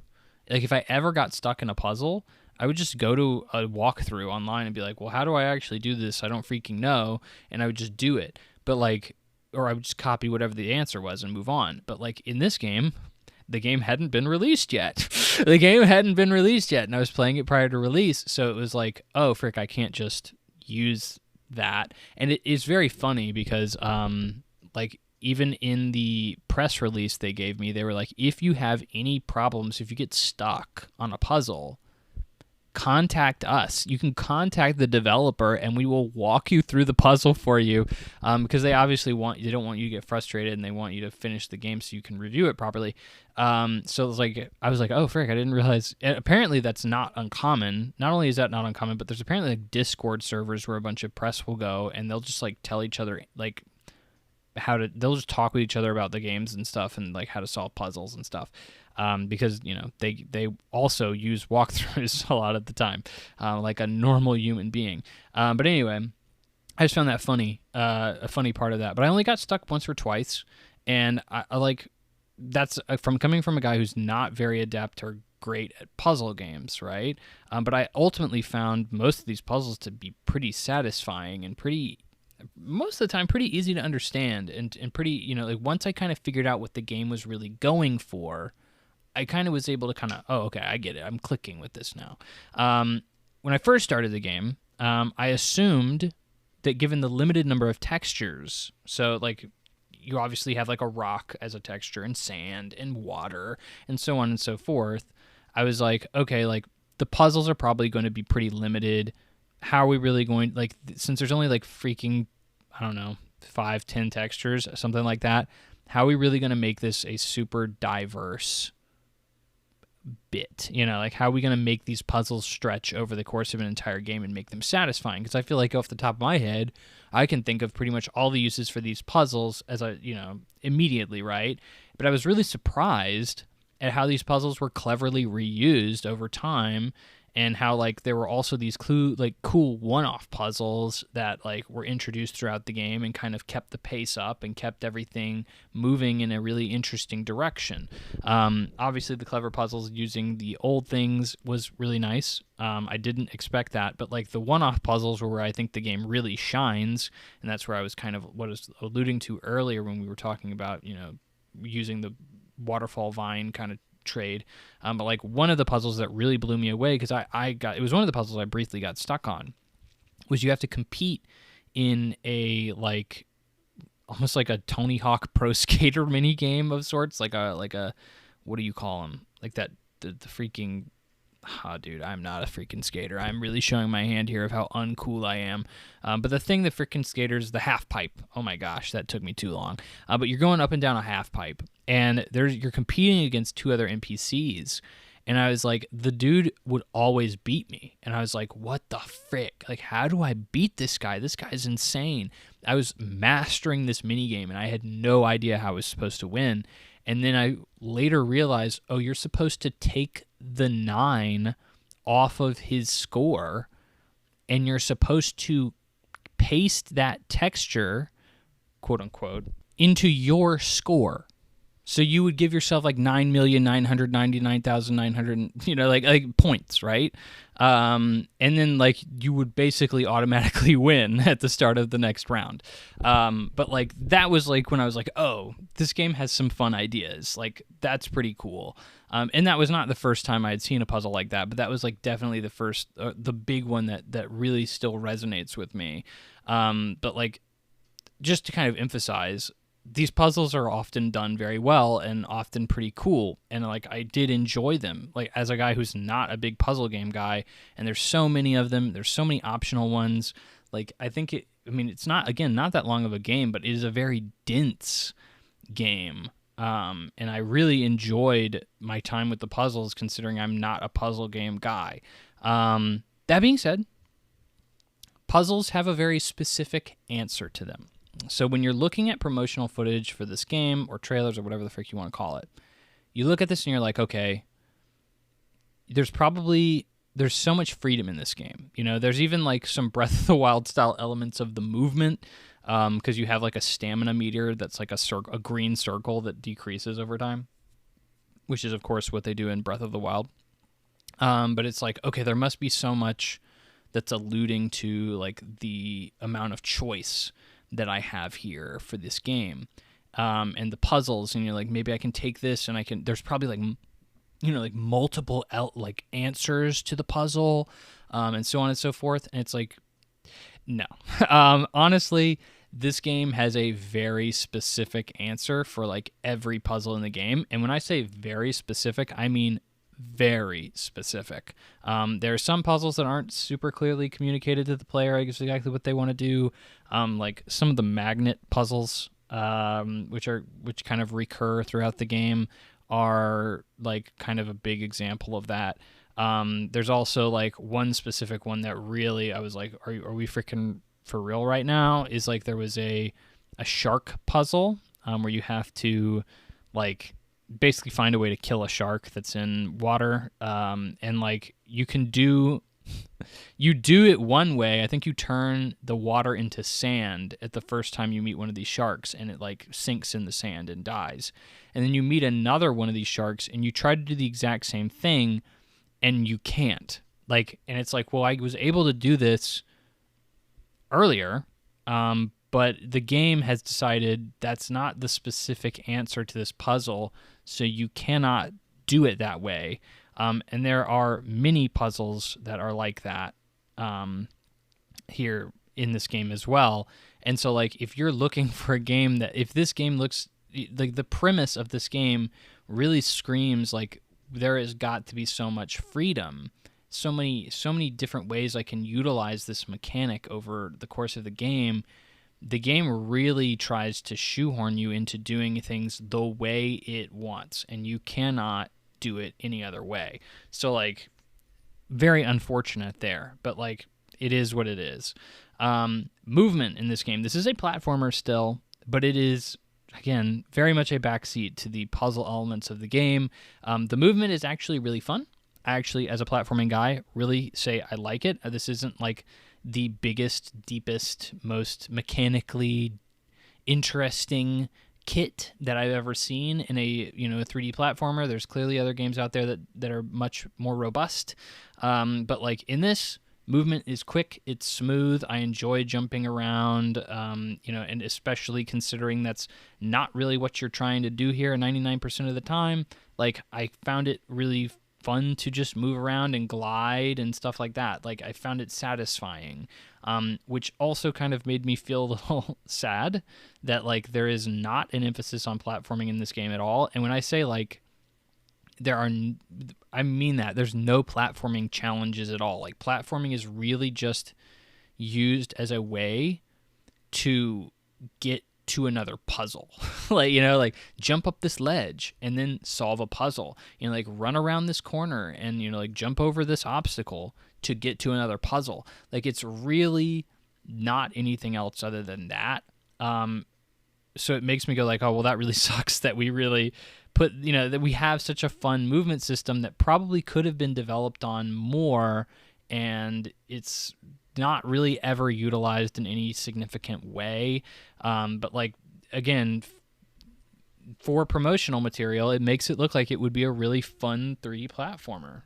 I've already mentioned that the game is incredibly packed and very big for a game of this size. The art style, also incredibly unique. It goes for a nice paper craft, kind of cutout inspiration. I really enjoyed it. And then have to give a shout out to the soundtrack.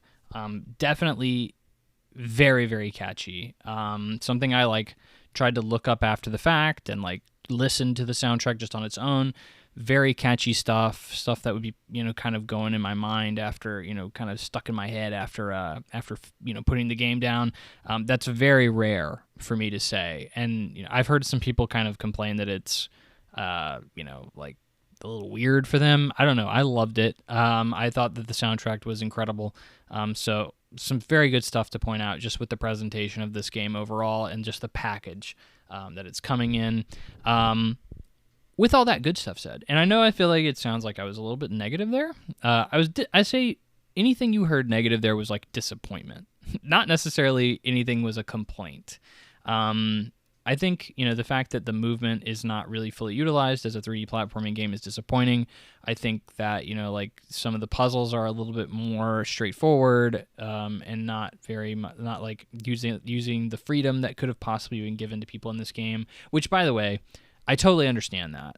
Like, developing this game around the possibility of the player having every texture at every time and possibly utilizing that with every other texture is insane. Like, that would have been a Herculean development task to overcome.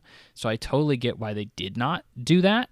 But it is disappointing when it's very obvious from promotional material that would be something that a player's brain would jump to pretty quickly, and probably what the development team wanted to do with this, but like clearly couldn't get there. But anyway, it's pretty cool. Overall, like the cool stuff in this game is definitely cool, but here I'm going to talk about some of the negatives, right? This game ain't all great, all right? It's got some problems. Specifically, combat, economy, collectibles, story. Like these are all pretty prevalent in the game, some of which are not as prevalent, to be quite honest, and not the main focus of the game. Like, again, the main focus of the game is the puzzles, so like all this stuff is kind of off to the wayside, but it is so underwhelming. I feel like it definitely needs a shout out here. Combat, economy, and collectible rewards are all tied into each other. So you go around the world and you collect coins. You use these coins to buy upgrades for stuff like health and like new skins, which there are very few of. There's literally like 2 alternate colors for your tunic you can pick up, and then you can like kind of upgrade some stats on those. I never even engaged with that, to be quite frank. I didn't realize that until I was towards the end of the game, that's what that slot machine in the main village was.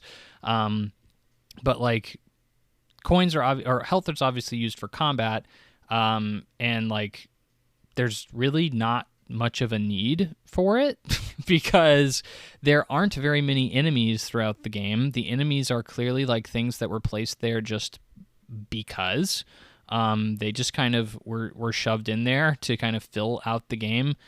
They're not very interestingly designed enemies. They're not very difficult enemies, and there's not very many of them. There's also not very many instances in where you can be hurt. Most of the time, if you're going to be hurt, you will just die. The only ways you can really take damage in the game outside of enemies is if you fall into like lava or you fall into like water and you drown. But those are just instant kills. You know, like you just go back to the shore and you start over. You know, you sink into it and die. But like, So why would you need 20 hearts? Why do you need 20 hearts in this game? Well, there's bosses towards the end of the game, but like they're not particularly interesting. Like one, there's only like 2 or 3 at the very end of the game, and once you have all your hearts, the hearts regenerate very quickly, and the bosses themselves aren't particularly difficult.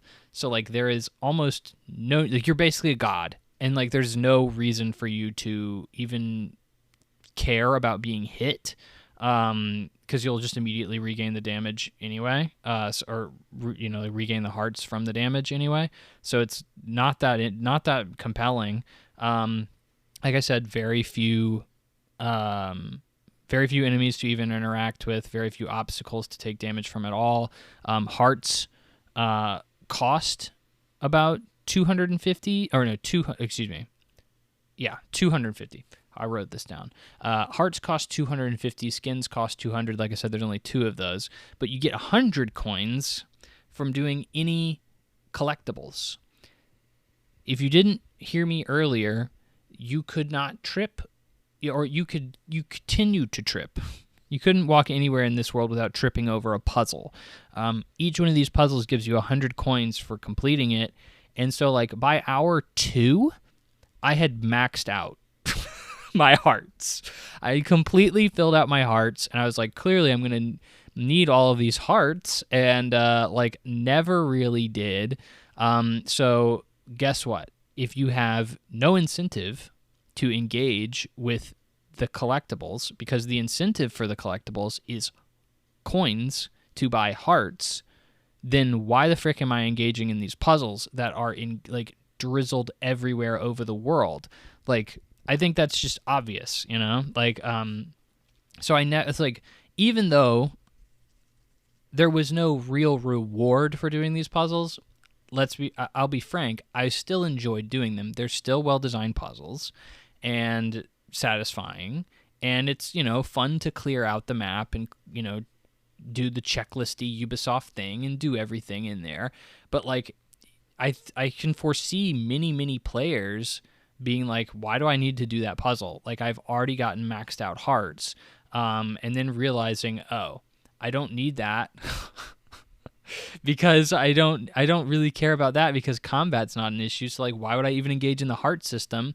And it very quickly kind of crumbles around itself. The story is also complete non-issue with this game. It obviously doesn't take itself seriously, and it tries to be very quote-unquote cute with the story and have like a sense of humor. The problem is, for some reason, the game is also incredibly wordy. I was not the only person in the review sphere who had this opinion. This game won't shut the frick up. And it is like so horrific, so evident that is the case that I just started mashing A to bypass every possible thing I could in terms of text. Not only that, but when I did that, even then I was like, this is going on for too long. Like literally mashing past the text in just trying to get through it, not even reading it. I was like, holy frick, like we need to move along here. Like this isn't particularly, like this is not short. Which is crazy because the game constantly is shoving text in your face and being like, yeah, you can't move on until we're done talking to you. And, you know, the game's not voiced or anything, so you're not listening to voice acting. The game's writing isn't particularly interesting. The game's story is, like, really a non-issue. So I mash past it, eventually get to the very end of the game, and I'm like, okay, like, I've pretty much skipped the entire story up to this point. It's been kind of a typical collect-a-thon kind of deal. Let's see if I missed anything. Let's actually read everything that's going on. Maybe the story is coming to a head in an interesting way, okay? It did not. Okay. The characters and stories never mattered. You get to the end, and the ending is essentially a joke ending. They didn't give a frick about it, and I'm like, why the frick did you shove so much text into this game if you didn't even care about the story? The story there's no bearing on the story at all.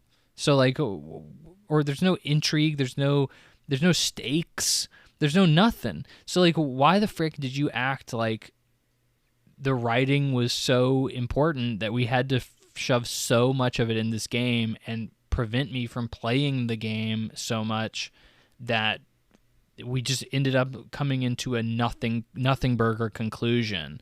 It was kind of insulting.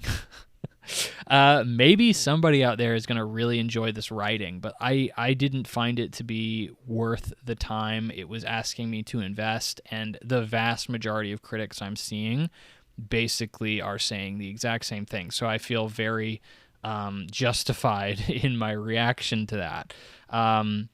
What it comes down to here is, okay, I know that was the negative side of things. Ruffy is actually surprisingly good at what it sets out to do as a puzzle platformer, and I think that is the emphasis here, okay? Its flaws are easily forgettable because it's not the focal point of the game. You know, like the combat, the platforming, the story, these things are easily things they don't really care about. The things they put the most time into are what is really good about this game. The presentation, the music, the puzzles. These are all the focal point. And if that is what you are looking for, that's what you're going to get. And it's going to be really good. Okay? This game is presented as another Banjo-Kazooie and another Mario. And it is not that. And it's almost kind of insulting because, like, at the beginning of the game, there's a pretty easy to access quote-unquote secret area at the very beginning of the game that, like, basically makes reference literally to Banjo-Kazooie and Mario 64 and stuff like that. And it's like, okay, like, clearly they wanted to be another Banjo-Kazooie or Mario game. And, like, they're trying to make reference and homage and compare themselves in a way to those games. And they're not really attempting to do anything that those games did outside of maybe a comparison to Banjo-Kazooie in terms of its presentation and writing. And, you know, like, that's pretty much it. Like the fact that it is technically a 3D platformer, it looks like it would be a 3D platformer. Like I think this game is really betrayed. I mean, okay. Here's the thing. Because I have great relationships with Pyro PR, who sent me a code.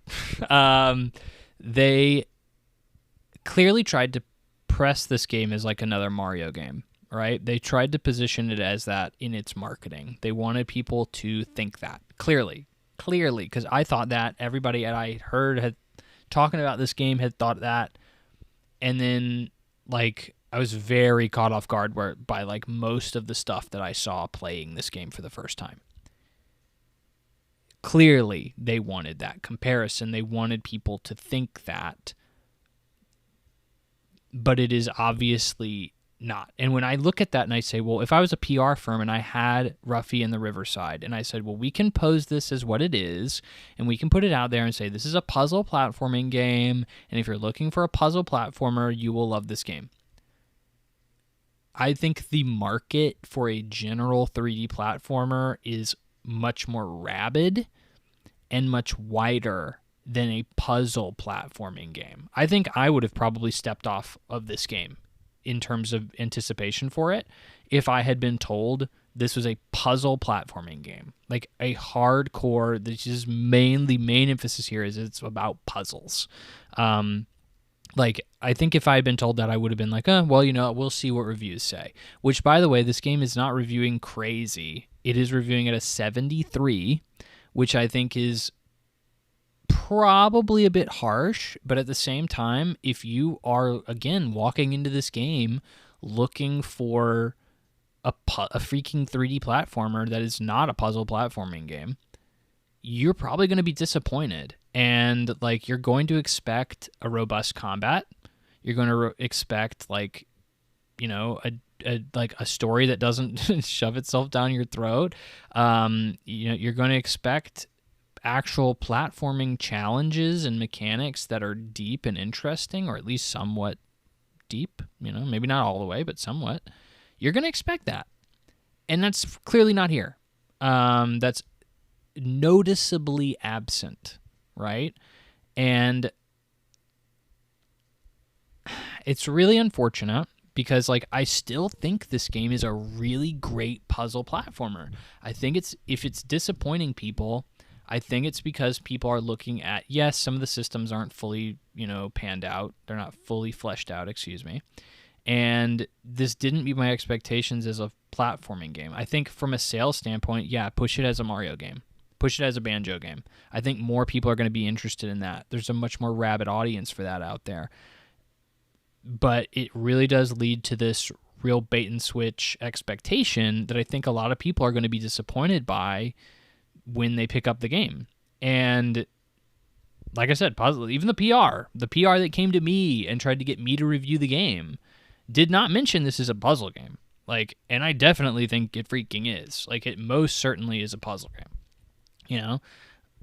That being said, the puzzles are great. The pacing for these puzzles is great. The content that you are getting in this game is great. The presentation is great. The soundtrack is great.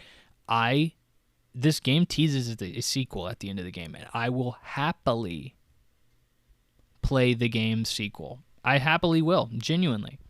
This is not because I was given a free copy of the game and I'm helping with PR and so on and so forth. I'm not really helping. I'm technically helping with PR. I'm not being like recruited by them or something. Technically, I guess I am, but giving a code. But you get it. I'm not required to make this game successful. I'm giving an honest opinion. I enjoyed this game a good bit. It's a good game. I would give it an 8 out of 10, which is, I think, fair. I do think people are being hard on the game for understandable reasons. This game really stands out. It really pops when you look at it from other game because of its art style and other things. And I'm really sad that people aren't receiving it better. And I'm really sad that we don't have another great 3D platforming game. We do have a really good 3D puzzle platformer, but I really, as a guy who's the platforming king, as I typically refer to myself as, I was really hoping to see another 3D platformer, and that's not here. So like, really, I hate for this review to be a lot of like, well, this is not what the game is. Like, I really wish the game was something else, even though what it is still good. Like, I really wished it was something else. I feel like it really does leave a negative taste in the mouth of the review for this game. I still recommend the game. Like, I still recommend the game. It's just a matter of what are you looking for? You know, what are you looking for within these games? When you play a game, are you looking for a puzzle platform or are you looking for a platformer?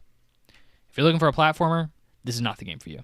You won't want to play this game. If you're looking for some good puzzles, if you're looking for some Banjo-Kazooie vibes, maybe this is for you.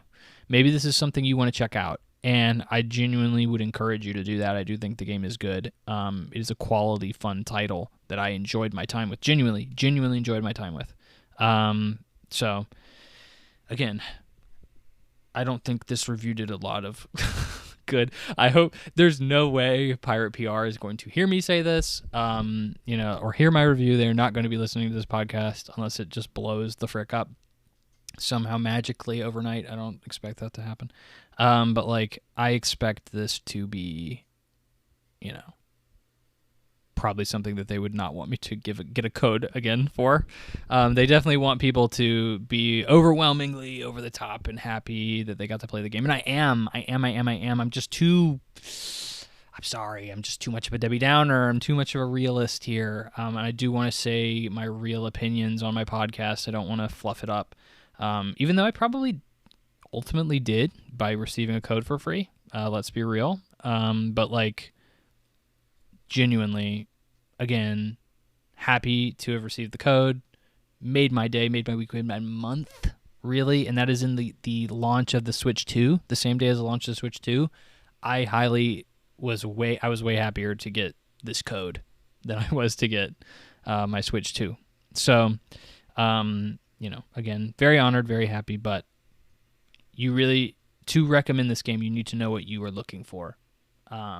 And again, highly recommend it if you're looking for a puzzle platforming game. So that's all I have to say about Ruffy and the Riverside. Hopefully didn't ruin my career. Hopefully I didn't ruin my career with that. But I've seen people be a lot harder on it that clearly also got press copies too. So just not something that, they're probably going to be too stellar over the moon about. But, again, I do recommend it. 8 out of 10. I'll bring up the Metacritic. Score a couple notches and give it an 8. But yeah, so that was a cool episode, I think. Very obviously big story with Microsoft that even I feel a little personally affected by. And obviously Ruffy and the Riverside are very first pre-release code. Hopefully there's many more to come. That would be nice. It would save me a lot of money on games. That's for sure. But like, very, very, very cool episode here. Episode 38 of the Plug and Play podcast. Thank you very much, ladies and gentlemen, for sticking around. Always enjoy this. Really enjoy it when it's something like this. I get to talk about things like this, really dissect things and talk about things from an interesting perspective. But yeah, I really appreciate you sticking around. Thank you, friend, for being here for me. And I hope to talk to you again soon. Until then, I hope you play some great video games and enjoy life as we all strive to. Hopefully that wasn't too sappy. It sounded pretty sappy, but, I'm not trying to go for that vibe. I genuinely mean it. So, anyway, hope you have a good one, and bye-bye.